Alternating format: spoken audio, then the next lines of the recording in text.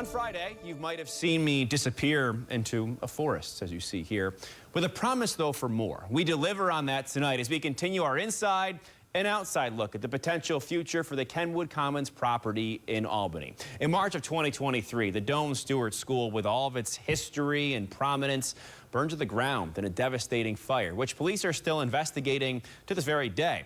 What's left from this is rubble, but some also see potential. A new ownership group believes they're moving forward, both in the courtroom with back taxes and the boardroom with local officials. And tonight, in part 2 of our walk through the property, we learn more about what's next.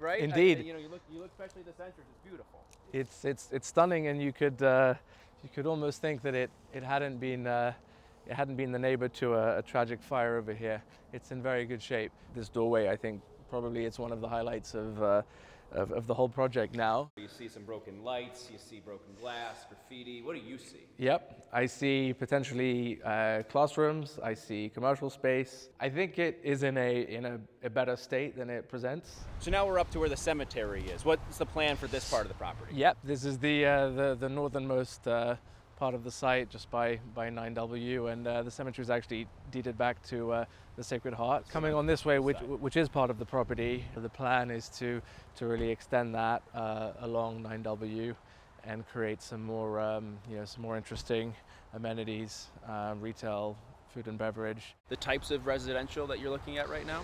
Yeah, it's important to know that it's a very wide breadth, all the way from affordable, going even above the requirement from the city and the state to build affordable. I think that's a very important part of it. This is the ginkgo tree. Preserving things like this, how important is that for you?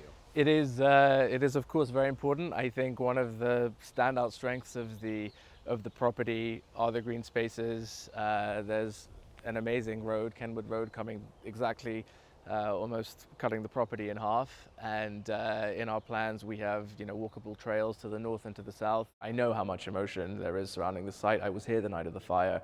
I've engaged with so many stakeholders, from politicians to alumni of the old school, and I know how much that means to people, and we definitely, as part of our plans, are going to keep that legacy of Kenwood.